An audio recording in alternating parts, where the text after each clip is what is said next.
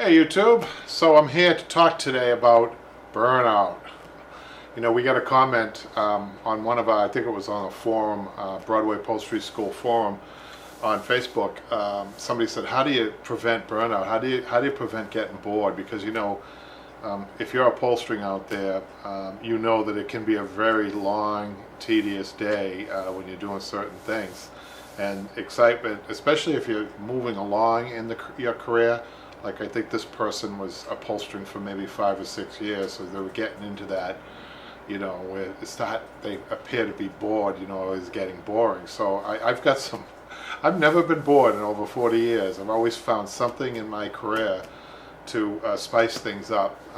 And I don't think you could be lazy, but I'm going to give you some advice right off the bat. I want to talk about adult education, and I want to talk about how in this country, it's publicly mandated and funded that adult education should happen at nighttime. So you have the public schools operating during the day, and at nighttime, these classrooms all over the country, there are empty classrooms.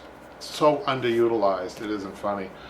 Well, what can you do? You're an upholsterer. Well, why not teach an upholstery class? And I don't care if you're just seeing me for the first time. You can do this.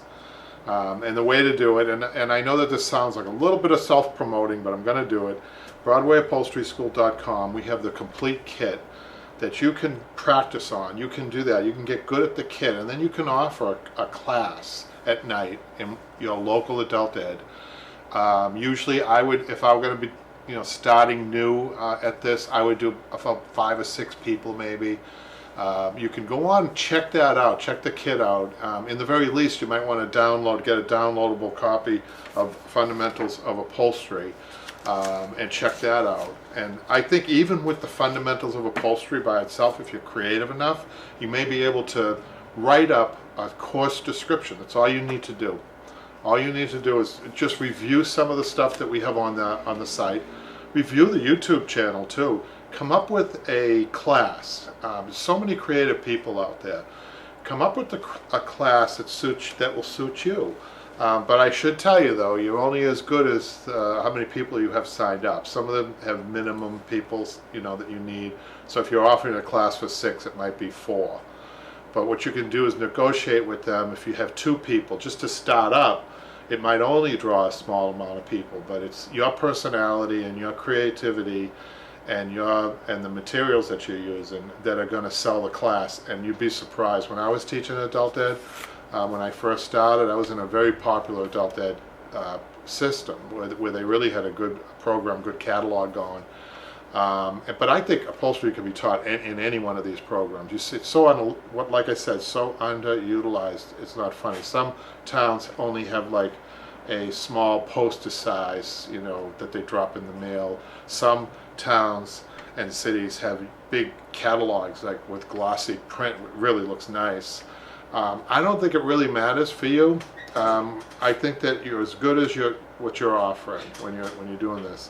So I would write up a great, devise a course, draw up a great description about upholstery. You can even use my name. I don't care. I'm fine with that. And then offer it. See what happens. Usually it's at nighttime. I was teaching 3 nights a week, if you can believe that. I enjoyed it so much. And my classes, I had 12. When I first started, I had 12 people each class. You believe that? I don't know how I did it. It takes a lot of energy. I wouldn't recommend that to you unless you're really, if you're an upholsterer, you're really established even, and you're watching this. Why don't you try it too? I mean, if you're getting bored, this whole video is about if you're getting bored or if you're getting burnt out. If there's nothing like a group of 10 people looking at you saying, help me, teach me upholstery from all different walks of life, that will spice up your day and night. I'm telling you, you should try it. So devise, let me know how you do if you guys go out and do this. Let me know. I did want to tell you that 2 million people take advantage of adult ed across the country. 2 million people in all different types of classes. In the very least, go on Google your local adult ed and see what they're offering in classes. You'd be surprised at how varied the classes are. And they really do serve an unbelievable need in the community. And Usually we have waiting lists. You're going to have, if you do this and you offer this class and you're good and you keep doing it, you're going to have waiting lists, and then they're going to offer you another night or something like that. And another good reason to do it, you guys, if you're taking money into your shop, if you're becoming that professional upholsterer in your community, there's no better customer than a student who's taken your class, because they understand what labor is when they take your class. Oftentimes they don't finish a project and they'll have you finish it. So I think you should really check out the Broadway Upholstery School site. Look at that kit. If you are going to do this, I can make a promise. I can say that if you're going to buy the kits, if you're going to buy multiple kits, we'll work something out. You can contact me at Upholstery on Broadway at gmail.com, or anyway, contact us through Broadway Upholstery School, and we can talk about that. We could talk about discounts for multiples if you're buying multiple kits. I know they look expensive, but I think they're a great deal. By the way, the average pay for adult ed is, I think, if I had to average it out across the country, is $20 an hour for an instructor. That's not too bad. Some pay up to $30, $35, and it depends on your performance too. If you're a good performer, if people are taking your class, there's a waiting list. They're gonna want you to stay at that program. I've been at one particular program for 10 years. We actually established a good upholstery program. I left, and that program is still going on to this day. They can be well established too. I did want to mention the 2 million people and how many people are waiting on the waiting list, that we need to really utilize this resource that we have. Anyhow, so that's one idea. I just want to hold up the fundamentals of upholstery. I just want to briefly go through this a little bit. This is a book that I wrote. I had an illustrator help me, but it goes it's basic steps. What you're seeing here would be a class. You probably could get 6 nights out of this class, at least, maybe 7, maybe even stretch it to 8. Depends what you want to do for fabric, but it brings you right up to the frame, all the way through the techniques that we use, the basic techniques. The other good thing about it is that I show you how to use hand tools that anybody would have in their kitchen drawer at home, which is really important, because you don't want to have it a daunting task of buying all these professional tools for these people. They could start with a screwdriver, a pair of pliers, and a scissors, and just show up at your class and say, I'm ready to go, and a tack hammer. But this is how you do it. It goes through the whole phrase, right up to the fabric, putting the fabric on, and the fabric can be fun, and the finish can be a lot of fun. That's why you probably can stretch the class into almost 8 classes. Depending on the finish. If you do a basic finish, I think you're at 6 and 7 classes. But if you're doing like frills, like skirts and tassels and tufting and buttons, contrasting fabric, things like that, for you designers out there, you guys could get really creative in that class. So you can really, if you need help with ideas, if you're going to go through this, if you want, you can watch our question and answers, and be sure to ask the question during that live show. I'll be happy to answer them for you. If you're going to write up a course description, I have some ideas for you on that maybe. But that's usually, we have that on Thursdays, which is tomorrow now. This is a Wednesday we're filming this, but tomorrow, Thursday, right? And so check that out and ask questions. I'd love to see a lot of people, out there. Some people who know me, who are in the forum, I know that there are some people who are ready to do this. I know they are. I would love to hear from you, and I would love to know how many people have actually taken the step to do this. I think you would. Here's another idea you could do in an adult ed class. You could take your computer. Everybody can have a computer. You could be on my YouTube channel and get ideas from that on how to run a class. The other thing I wanted to say is that once you do this class, especially if you're a little bit more advanced in the upholstery or a professional upholsterer, you can actually start teaching with people's own furniture. They bring their own furniture, and of course that will be a very popular class. So you could do like an upholstery 101 with this, and then have people who have taken this class advance to the next class, which be their own furniture. which will be more people and maybe a little bit more money per hour and things like that, that will be a very popular class. That would be a popular class if you're going to start it right away. But for those people who are a little timid, start right here. You know, you guys would appreciate it. What I like about the video that we did here, I made a couple of mistakes and we kept them in there because I think that that kind of eases people's. It's not like you're following, like you're building like something at IKEA and you forget to put a bolt in somewhere and the whole thing is affected because you forgot to put a bolt in. It's not like that at all. You'll see. And I think it's an endearing feature in upholstery that you can make a mistake and recover quickly from it and move on, and it won't affect the final product. So it's all about putting people at ease, and if you've got that type of personality that you can do that and that type of experience behind you, by all means try it out. I want to hear about it. So that's a huge, you know, you're bored? Okay, start an upholstery class. I got a couple of other ideas. So we talked about that. Oh, you know, the course of your week, you know, you know, I work a 6-day week. I take Sunday, I rest. But I try to pick certain tasks for certain days. I find that it makes it easier for me. Like on a Monday morning, I don't feel like waking up on a Monday morning and doing diamond tufting on Mrs. Jones' beautiful French settee from Paris, you know. No. I probably wait until the end of the week or midweek about that. But anyhow, so the way I would set it up, and just to kind of flow your days better, I'll tell you what is the worst thing you can do, I think. And I know sometimes you have to do this. You have to start a project and finish it all one go. I mean, you have to strip it. You have to, cut the fabric. You need to upholster it and then deliver it like one. That's a real drag. That's difficult to do, and we do have to do that sometimes. But try to. This whole video is about trying not to be bored and not burnt out, and this was the idea. So on Mondays, I would try to do stripping only. The other advantage of picking one day to strip furniture is because it's a little messy. So you get all your mess out of the way Monday. And then Tuesday, I would use that for building up if I need to build up. Usually something needs to be built up.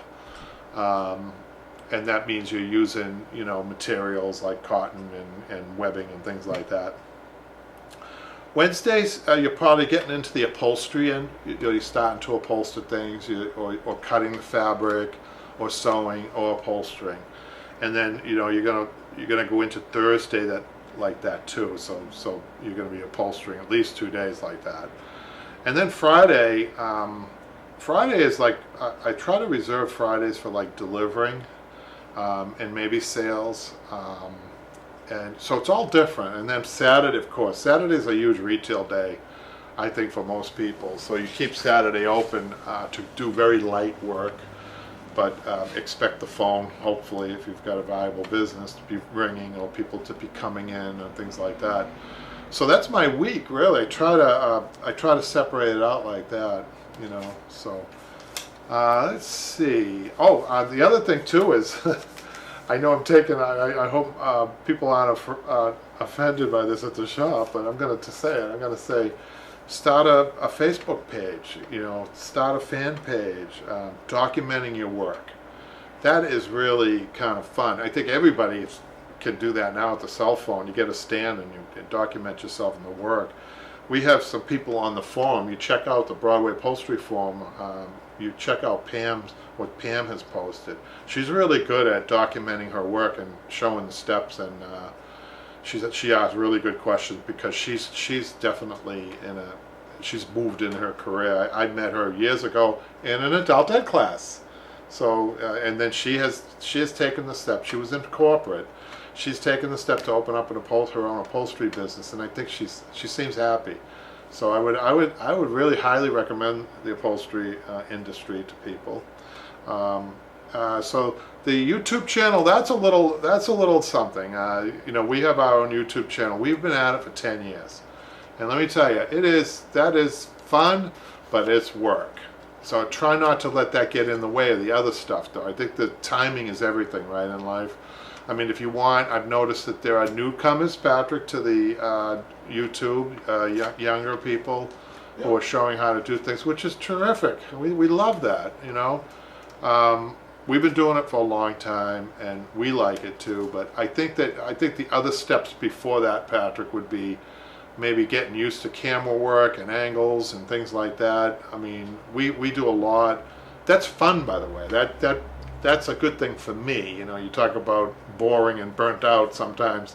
Then all of a sudden, Michaela and Patrick come in, the cameras are on, Patrick's working 3 angles, he's got his studio, he's got his controls in the back room. It's kind of fun, you know. So we have fun. Our days go by fast, especially on Thursdays when we're in here doing the question and answer. So that's another idea. You know, one idea I had, you know, over the years I've had different ideas. Some worked, some didn't work as well. Was a sweat equity class. So this actually, the sweat equity class, I'll tell you how it works. It's like how one of those popular Channel 2 Fix the Old House Up, I won't say the name, works. You know, they look at a house, a shabby house sometimes, and the homeowners have to, they're required to put a little sweat equity in the builders come in and they build their house or rebuild their house. So I did try that. That was fun for a little while, but what happened with that? It didn't take off. So a lot of your ideas don't take off. That's for sure. So try them. You know, you can only try it. Oh, and the other thing too, which was really fun. I'm not sure how you guys are in front of an audience, or if you really start developing confidence. And I know Pam can do this because she was in corporate and she must have been doing seminars and everything else. The seminars. So what we did one day, and we got so much free press from this, which is a really good thing. If you guys are in business, you know, any free press that you can get, grab it. But the seminar, we did one seminar for a local newspaper. We were invited, and I was honored that they invited us. And there was a group of, I think 3 or 4 tradesmen. I was one of them. And they had a hotel a whole floor of a hotel, you know, their rooms, their showrooms where they do this. And I was in one room, and what I did was I brought 2 students with me. And I had them in front of me, and I'm standing in the middle. I brought all my supplies with me. I didn't bring a script or anything. I was just talking like I'm talking to you now.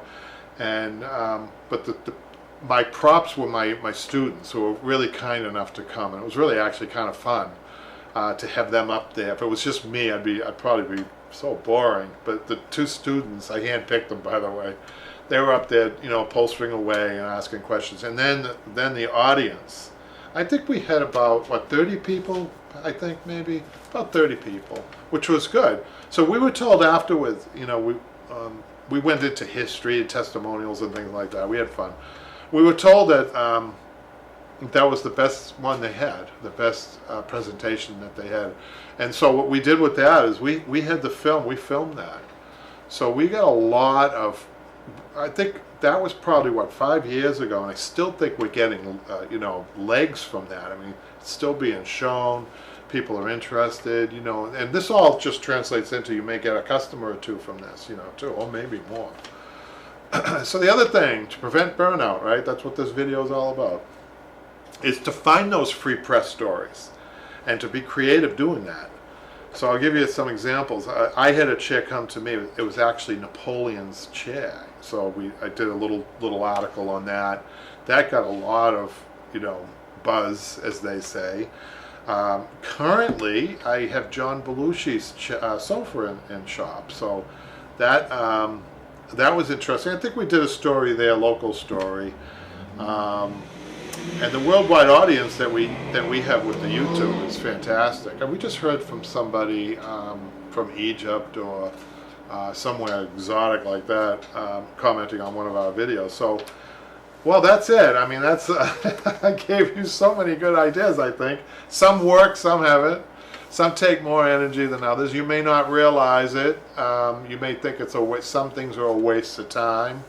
But you never know all this work that you've done and how it's going to pay off down the road. And if you're in it for the long haul, I think some of the ideas are great. So I really want to hear back from you if you've had success, or again, if you have any questions about anything that I've talked about today, please address them in the question and answer every Thursday. So thank you very much for watching. We'll see you next time.